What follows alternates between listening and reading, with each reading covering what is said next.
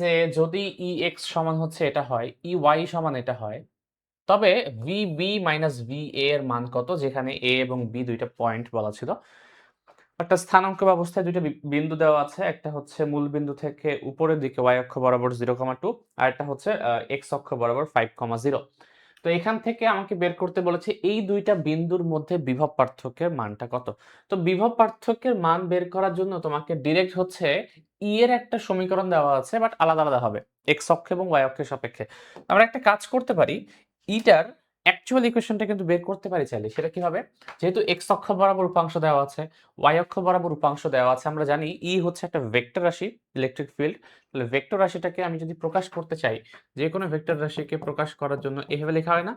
সেটা হচ্ছে EXI, EYJ, EZK, but এখানে EZ বলে তো কিছু নাই, z অক্ষ বরাবর নাই, শুধু হচ্ছে তোমার একটা তলের মধ্যে বের করতে বলেছে XY প্লেনের মধ্যে। ঠিক আছে? তো এটা হচ্ছে আমার x অক্ষ, এটা হচ্ছে y অক্ষ, এরকম কল্পনা করতে পারো। তো এইভাবে আমি যদি কল্পনা করি তাহলে এতটুকু লিখলেই হয়ে যায়, যেখানে এটা আসবে তোমার 3xi আর ey হয়ে যাবে তোমার 4j। এই হচ্ছে আমার ভেক্টরটা।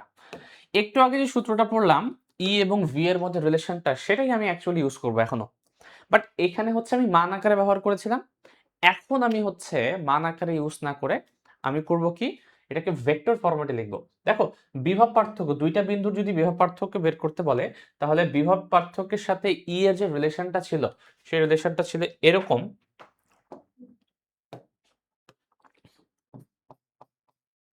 ই সমান মাইনাস ডিভি ওভার ডিআর। এটা হচ্ছে অ্যাকচুয়াল ইকুয়েশন ডিফারেনশিয়াল ফরম্যাটে।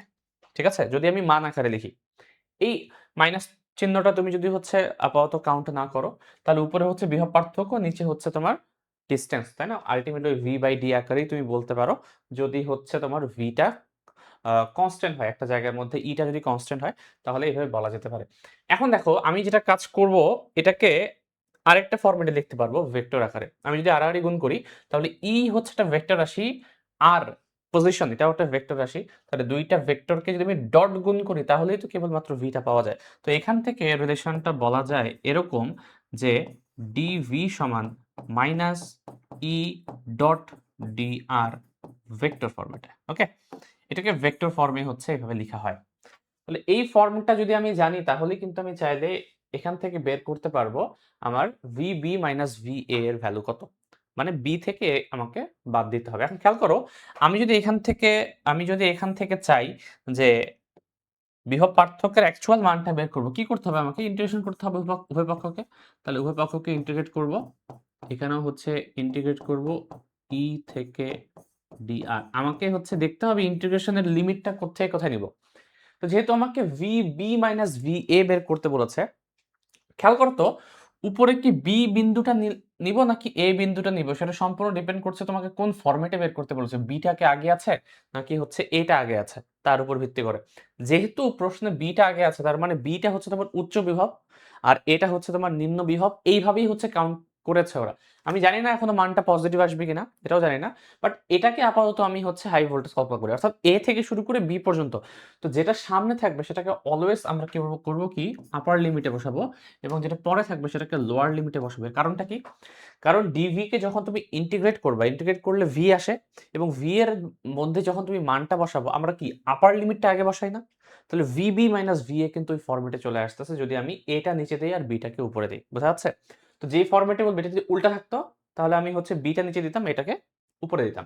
তো এই পাশে হচ্ছে এ থেকে বি পর্যন্ত আমাকে লিমিটটা বসাতে হবে। এই হচ্ছে আমার ফাইনাল ইকুয়েশন, যেই সমীকরণটাকে আমি ব্যবহার করে এখন এই প্রশ্নটাকে সমাধান করার চেষ্টা করব। বোঝা যাচ্ছে?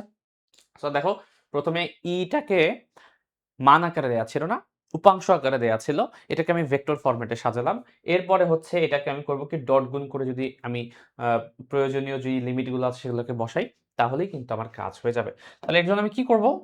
এর জন্য আমি করব যেটা, এখন ইন্টিগ্রেট করার জন্য এই পার্টটাকে একটু বোঝার চেষ্টা করব, এখানে কি আসে। দেখো, আমি আর যে ভেক্টর আছে, পজিশন যে ভেক্টরটা, সেটাকেও কিন্তু ভেক্টর ফরম্যাটে এভাবে লিখতে পারি, xi প্লাস yj।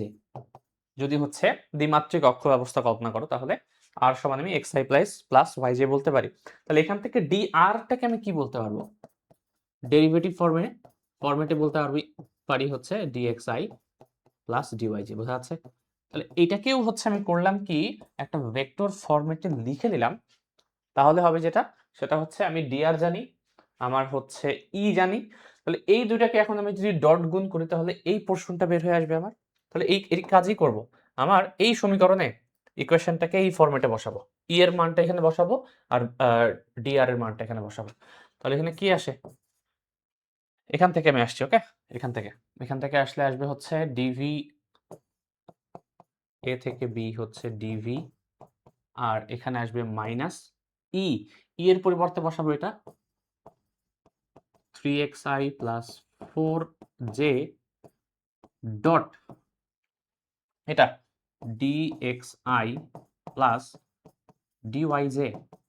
দেখো, তো এই ফরম্যাটে আমি লিখলাম এবং হচ্ছে ইন্টিগ্রাল সায়েন্স ছিল একটা আমাদের a থেকে b পর্যন্ত আমার লিমিট। এখন আমরা ডট গুণনের তো নিয়ম জানি, i এর সাথে i, j এর সাথে j, এই সবগুলোকে গুণ করতে হবে। তাহলে গুণ করো, এপাশে কি হয়ে যাবে দেখো, এটা অটোমেটিক্যালি আমি v লিখতে পারি, আর নিচে হচ্ছে a, উপরে হচ্ছে b, যেটা আমি চাচ্ছিলাম ওটাই আসবে। এবং এখানে সামনে একটা মাইনাস থাকবে। i এর সাথে i যখন তুমি ডট গুণ করবা, এটা হয়ে যাবে তোমার 3x dx, আবার একটা মাইনাস আসবে, এটা হচ্ছে তোমার 4dy, 4dy। সো আমার a থেকে b পর্যন্ত। এখন খেয়াল করো, যেহেতু আমি এখানে ডট গুণ করার পরে আমি x এবং y পোর্শনটা আলাদা করে দিতে পারলাম, তাহলে আমি একটা কাজ করি, আমার লিমিটটাও একটু আলাদা করার চেষ্টা করি। আমাকে দেখতে হবে আমার লোয়ার লিমিট এবং আপার লিমিটে কি বসাবো। দেখো তো, যেহেতু এখানে তোমার x পোর্শনটা আছে, তাহলে a বিন্দুতে xটা কি ছিল সেটা আমি ডিরেক্ট যদি এখানে বসিয়ে দিই, a এবং b না বসিয়ে, তাহলে হয়ে যাচ্ছে না? কারণ আমার লিমিটটা ছিল নিচে হচ্ছে লোয়ার লিমিট বসবে, উপরে হচ্ছে আপার লিমিট বসবে। লোয়ার লিমিটে কে ছিল? a ছিল। তাহলে a তে x এর যে ভ্যালুটা সেটা এখানে বসা দিলেই হয়ে যাচ্ছে। তাহলে a তে x এর ভ্যালু কত বলো তো? 0 না? আর b তে x এর ভ্যালু কত? 5। তাহলে a থেকে b না বলে আমি যদি হচ্ছে ডিরেক্ট 0 থেকে 5 বলে দিই, কোনো অসুবিধা কি আছে? কোনো অসুবিধা কিন্তু নাই। বুঝা যাচ্ছে? সেম ভাবে 4dy, এখানে হচ্ছে y এর লিমিট বসবে। তাহলে a তে হচ্ছে y এর লিমিট কত ছিল? 2। সো এখানে আমি বসাবো হচ্ছে 2, এবং b তে y এর লিমিট ছিল 0। তাহলে এখানে বসবে হচ্ছে 0। তাহলে এই ফরম্যাটে কিন্তু তুমি চাইলে বসাতে পারবা। এখন এখানে এই ম্যাথটা হচ্ছে ইজি ম্যাথ দিয়েছে অনেক। এর কারণ হচ্ছে এখানে x এর সাথে y এর কোনো সমীকরণে কোনো রিলেশন নাই। তুমি ex এর জায়গায় যদি শুধুমাত্র 3x না হয়ে y এর কোনো একটা ফাংশন থাকতো, বা এখানে ey হচ্ছে একটা কনস্ট্যান্ট না থাকে, x এর যদি কোনো ফাংশন থাকতো, তখন কিন্তু এত ইজিলি তুমি হচ্ছে ইন্টিগ্রেশনটা করতে পারতো না। প্রথমে হচ্ছে এই ভ্যারিয়েবল যদি দুইটা একসাথে থাকে, সেটাকে একটা ভ্যারিয়েবলে রূপান্তর করতে হতো তোমাকে। তো তাদের জন্য হচ্ছে একটা রিলেশন দেওয়া থাকবে, যে রিলেশনটাকে ব্যবহার করে তুমি x এবং y এর মধ্যে রিলেশনটাকে ইউজ করে এই আলাদা আলাদা যদি হচ্ছে একই ইন্টিগ্রেশনের আন্ডারে আলাদা আলাদা যদি হচ্ছে তোমার ইয়ে থাকে, ভ্যারিয়েবল থাকে x এবং y দুইটা একসাথে, তাহলে দুইটাকে একসাথে না রেখে তোমাকে একটাতে কনভার্ট করে দেন হচ্ছে ইন্টিগ্রেশন করতে হবে, আদারওয়াইজ তুমি করতে পারবে না। বোঝা যাচ্ছে? যাই হোক, এখন আমরা সমাধান করব, তাহলেই হয়ে যাবে। দেখো, প্রথমে উপরেরটা বসবে, সো এটা আসবে vb, যেটা আমি চাচ্ছিলাম এতক্ষণ ধরে, মাইনাস va, আর এখানে ইন্টিগ্রেট করলে কি হয়? মাইনাস 3/2 এক্স স্কোয়ার, তাই তো? তাহলে মাইনাস 3/2, আমি একবারে মানটা বসে, সমস্যা আছে? এখানে হচ্ছে এক্স স্কোয়ার আসবে, আমি একবারে আপার লিমিট এবং লোয়ার লিমিট বসিয়ে দিই। তাহলে 5 স্কোয়ার মাইনাস 0 স্কোয়ার, আর এখানে আসবে কত? 4 y আসবে, y মানে হচ্ছে 0 মাইনাস 2। সো এখানে হিসাব করি কত আসে, একটু ক্যালকুলেটর হিসাব করি, তাহলে তাড়াতাড়ি হয়ে যাবে।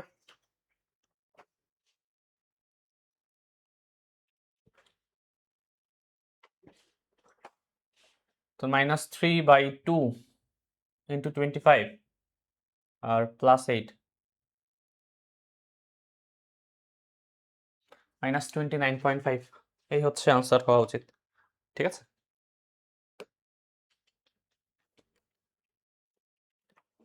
অর্থাৎ vb মাইনাস va সমান হচ্ছে -29.5। তো আমি ভেবেছিলাম হয়তোবা বিটা হচ্ছে তোমার হায়ার ভোল্টেজ হবে, বাট না, উল্টো বের হয়েছে। নেগেটিভ আসার কারণে বোঝা যাচ্ছে যে এটা হচ্ছে উচ্চ বিভব এবং বিটা নিম্ন বিভব। তোমাকে যেভাবে বের করতে বলবে, অ্যাকচুয়ালি আমাকে লোয়ার এবং আপার লিমিটের আমার রিলেশনটা সেভাবেই কিন্তু বসাতে হবে।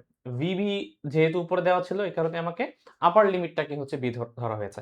তো দেখো এই হচ্ছে প্রশ্নের সমাধান। এই সবগুলো ১৩ টা যে প্রশ্ন আসছে এটাই একটু অন্যরকম প্রশ্ন বলব আমি। আদারওয়াইজ এই প্রশ্ন আগেও হচ্ছে প্রশ্ন ব্যাংকে তোমরা দেখেছ। সো আমার মনে হয় না কারো সমস্যা হওয়ার কথা ছিল।